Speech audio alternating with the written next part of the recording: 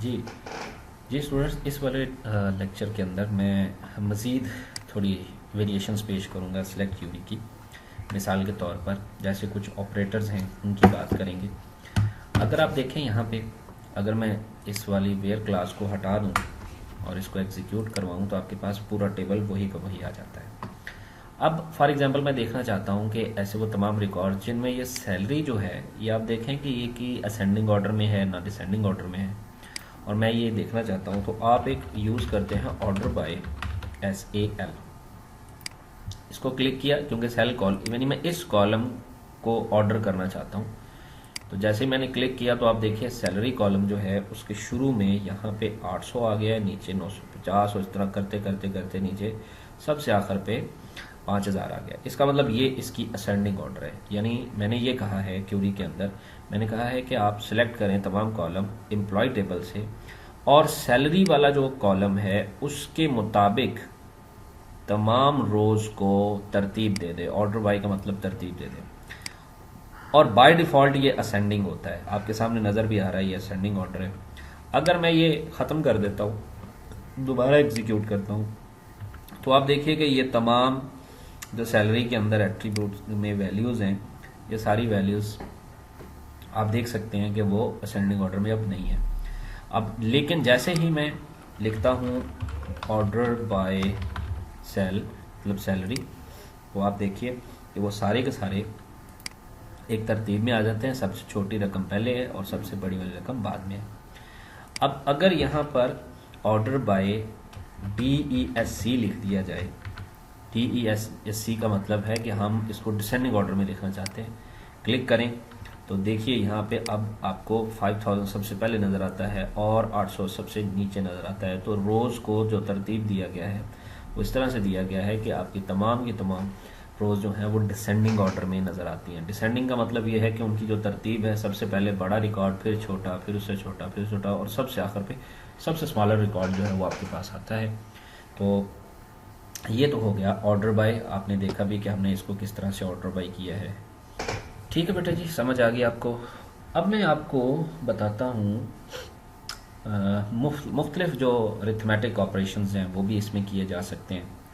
तो चलिए मैं दिखाता हूँ आपको। मैं चाहता हूँ कि इसको अब अरेज करके वापस पहला वाला टेबल वापस ले आते हैं जो ओरिजिनल है। अब मैं कहता हूँ सिलेक्ट करें एम्प्लॉई नेम और उसके साथ साथ जो उसकी सैलरी है। ठीक है, एम्प्लॉई नेम और सैलरी। अगर आप पीछे एम्प्लॉई नंबर भी चाहते हैं तो उसको भी ऐड कर लेते हैं। ठीक है, एम्प्लॉई नंबर, एम्प्लॉई नेम, फिर सैलरी फ्रॉम एम्प्लॉई एग्जीक्यूट करवाएं तो देखें ये तीन आपके सामने नज़र आ रहे हैं।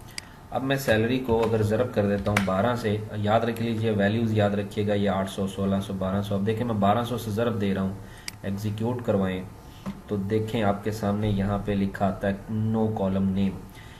नाम तो डेफिनेटली वो नहीं देता क्योंकि हमने कॉलम का नाम जो है वो थोड़ा सा चेंज कर दिया, लेकिन आप देखें कि हर वैल्यू को 12 से ज़रब दी जा रही है। ये देखिए सब जितनी भी वैल्यूज़ हैं उनको 12 से ज़रब दी जा रही है। मिसाल के तौर पर ये किंग जो है इसका ये 5000 था, जब उसको 12 से ज़रब हुई तो वो आपको नज़र आ रहा है 60000 के बराबर।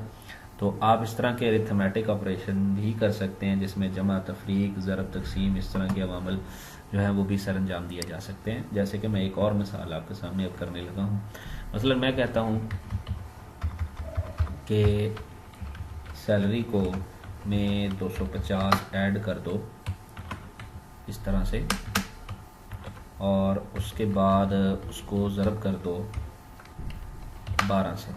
अब एग्जीक्यूट करवाते हैं तो नो डाउट उसी यानी तरतीब से हमारे पास रिकॉर्ड्स जो हैं वो हमें नज़र आते हैं। अब आप इसका मतलब जो भी अरिथमेटिक है, प्लस माइनस डिवाइड, वो भी यार सारा काम इसके साथ कर सकते हैं। अब मैं आगे आपको लेके चलता हूँ। आगे आपको बताने जा रहा हूँ कि आप जो है वो कुछ ऑपरेटर्स यूज़ कर सकते हैं। जैसे कि मैं एक मिसाल देता हूँ, एक बहुत ही मशहूर यानी ऑपरेटर है और उसका नाम है बिटवीन और एंड। मिसाल के तौर पर मैं देखना चाहता हूँ कि ऐसे वो तमाम एम्प्लॉयज़ जिनकी, पहले तो सैलरी देख लें ये देखिए मैंने एग्जीक्यूट किया तो देखिए आपको नज़र आ रहा है। अगर यहाँ पर आप जॉब भी ले आते हैं तो वो भी एग्जीक्यूट में आ जाएगा। आप ये कह देखना चाहते हैं कि जिनकी सैलरी जो है वो फॉर एग्ज़ाम्पल 1000 से 2000 के दरमियान है, हम वो देखना चाहते हैं। तो देन हम यहाँ पे वेयर क्लॉज लगाते हैं, वेयर सैलरी बिटवीन 1000 एंड 2000, यानी हम देखना चाहते हैं कि ऐसी वो तमाम सैलरीज जो 1000 और 2000 के दरमियान है। ठीक है जी। तो जब मैं इसको एग्जीक्यूट करवाता हूँ तो आप देखिए कि मेरे पास जो रिकॉर्ड्स आते हैं, सिर्फ सैलरी को देखिएगा क्योंकि हमारी कंडीशन सिर्फ सैलरी पे है।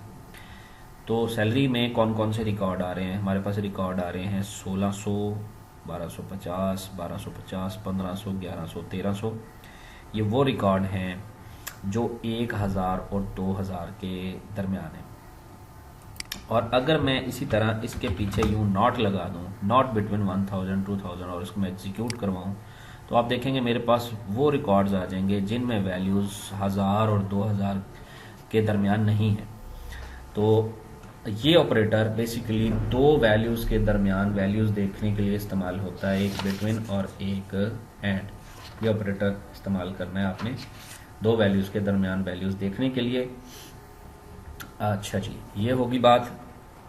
तो इसके बाद इससे अगले वाला जो यूज़ करने जा रहा हूँ मैं ऑपरेटर, वो ऑपरेटर होगा, दोबारा फिर से ओरिजिनल टेबल ले आता हूँ। ये ओरिजिनल टेबल आपके सामने आ गया। अब मैं ये करूँगा कि मैं आपको इसमें लाइक ऑपरेटर सिखाऊंगा कि वो कैसे काम करता है। तो ये डेफिनेटली वेयर के बाद यूज़ होता है, वेयर, और उसके बाद मैं कहता हूँ like, where employ name like, मतलब एम्प्लॉय का नाम, ठीक है, वो मिलता जुलता हो। फॉर एग्जांपल यहाँ सिंगल कोट्स डालूंगा, उसमें मैं डालूंगा परसेंटेज एस, इस तरह से परसेंटेज एस करके जब मैं एग्जीक्यूट करवाता हूँ तो आप देखिए फ़िलहाल यहाँ पे कोई भी यानी नहीं आ रहा, क्योंकि हमारे पास जितने भी नाम हैं किसी के नाम के आखिर पे जो है वो एस नहीं आया। मिसाल के तौर पर मैं फिर से इसको एडिट करता हूँ, एस लिख के परसेंटेज कर देता हूँ। तो मैं कह रहा हूँ ऐसे वो नाम जिनके शुरू में एस हो वो मुझे दिखाए, एग्जीक्यूट करवाएं। तो देखें स्मिथ और स्कॉट दिखा रहा है क्योंकि इनके नाम के शुरू में एस जो है वो आ रहा है आपके पास। इसी तरह आप ए कर दें तो वो आपको दिखाएगा ऐसे वो तमाम नाम जिनके शुरू में क्या आना चाहिए, ए आना चाहिए। देख भी सकते हैं यहाँ पे आपको एडम और एलन नज़र आ रहा है, ये आप यूज़ कर सकते हैं। और इस तरह अगर आप एम यूज़ करें फॉर एग्जांपल और इसको एग्जीक्यूट करवाएं, ये देखिए एम मार्टिन और मिलर दिखा रहा है आपको।